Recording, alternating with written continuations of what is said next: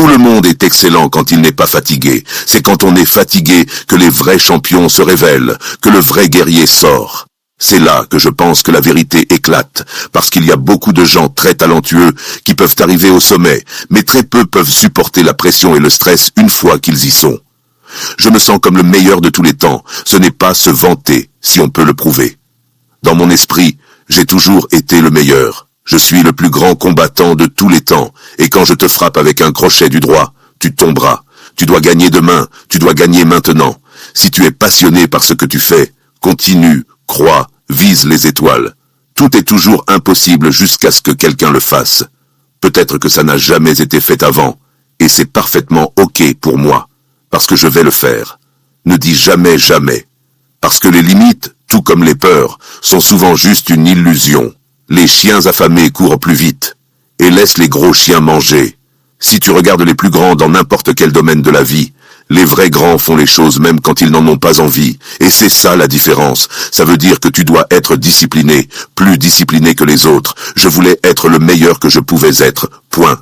J'attendais que tu souris à certains compliments. Tu ne l'as pas fait. Elle dit, sourire ne te fait pas gagner de médaille d'or. Je suis trop rapide, trop talentueux. Et je vais le montrer à tout le monde, à tous ceux qui regardent ce show, au monde entier. Et le monde s'inclinera et reconnaîtra que je suis le plus grand de tous les temps, surtout quand vous verrez ce que je vais faire à George Foreman. Je crois que quoi que je décide de faire, si je suis prêt à faire des sacrifices et à rester dévoué, alors je peux tout accomplir. Je suis le meilleur de tous les temps, le champion le plus brutal, le plus vicieux et le plus impitoyable qui ait jamais existé. Personne ne peut m'arrêter. J'aimerais prendre une seconde pour m'excuser, absolument envers personne. Peut-être que certains ne m'aiment pas parce que je suis trop bon, tu gagnes parfois, tu perds parfois, mais tu survis, tu vis pour te battre un autre jour. Et j'ai toujours cru que j'étais le Michael Jordan de cette industrie. Quand je suis à l'antenne, je suis celui que tu veux écouter. Je me fiche de qui est avec moi, je m'en fiche. À la fin, c'est moi que tu voudras entendre. C'est ça, mon état d'esprit. Si ça demande 100%, et que tu me donnes 99%, je pourrais bien vouloir te virer, parce que moi je suis là pour faire le boulot. C'est une question de résultat, et malheureusement, je pense qu'aujourd'hui, on ne parle pas assez de ça. On vit dans une société où les gens sont devenus experts pour pointer du doigt les autres, pour expliquer pourquoi ça ne marche pas. Trop d'explications. Mais au bout du compte, le travail n'est pas fait. Et si tu ne le fais pas, moi, j'ai besoin de quelqu'un qui le fera. Je crois que si tu intègres vraiment cette mentalité, alors tu te lèves chaque jour sans chercher d'excuses, mais en cherchant comment faire le boulot. Et dans la plupart des cas, tu vas réussir. Toi, tu veux rester dans le statu quo. Tu es parfaitement à l'aise avec le fait de suivre le courant, d'être tranquille, en sécurité, dans ta zone de confort. Mais quand tu veux gagner, tu es constamment en train de chercher à t'améliorer. Ma philosophie est très simple, surtout quand il s'agit de ma famille, en particulier en tant que père.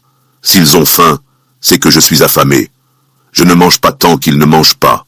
Je ne suis pas à l'aise tant qu'ils ne le sont pas. Je n'ai rien tant qu'ils n'ont rien. C'est ça mon état d'esprit. Et cet état d'esprit, je le tiens entièrement de ma mère. Mais avec cette mentalité, il y a une exigence de travail et la volonté de faire des sacrifices. Est-ce que je suis la personne la plus disciplinée du monde? Non. La plus méticuleuse? Non plus. Je suis assez méticuleux et assez discipliné pour faire ce qu'il faut, mais ce qui compte pour moi, c'est le résultat final. Et quoi que cela demande, je suis prêt à le faire.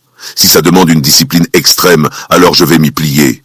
Pour moi, tout dépend de la situation, du moment. Je suis un gars focalisé sur le résultat final. Tu ne dois jamais supposer que les opportunités t'attendent.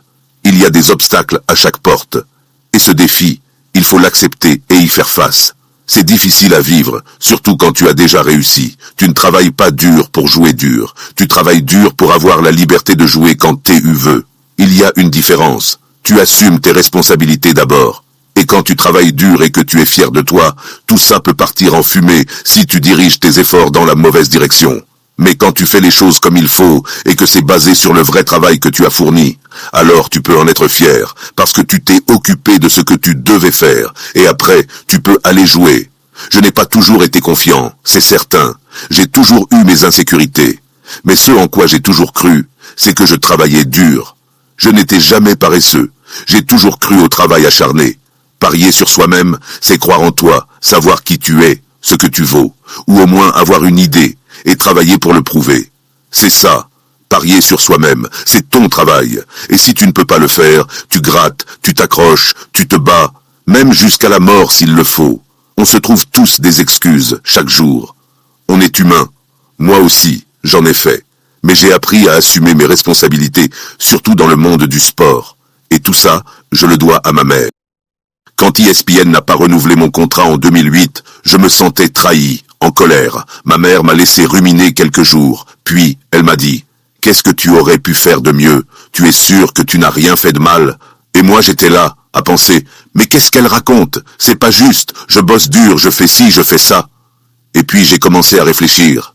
Ouais, j'étais parfois pénible, je me plaignais un peu trop. Mais ce dont je me souviens le plus, c'est que j'allais toujours voir mes patrons avec des problèmes, jamais avec des solutions. C'était toujours des plaintes, jamais des propositions. Et en prenant du recul, j'ai compris que personne n'a envie d'entendre un collaborateur qui n'apporte pas de solution. Au lieu de te tuer à deviner ce que quelqu'un attend de toi, ouvre les yeux. Il y a des moments où tout devient clair, dans ta tête. Sois attentif, tu les reconnaîtras, et tu sauras quoi faire. C'est ça qui, à mes yeux, fait de moi le meilleur. C'est mon engagement total envers l'excellence collective. Abonnez-vous à notre chaîne et n'hésitez pas à liker la vidéo pour plus de contenus inspirants et motivants. Ta dose de motivation quotidienne sur la minute qui change tout.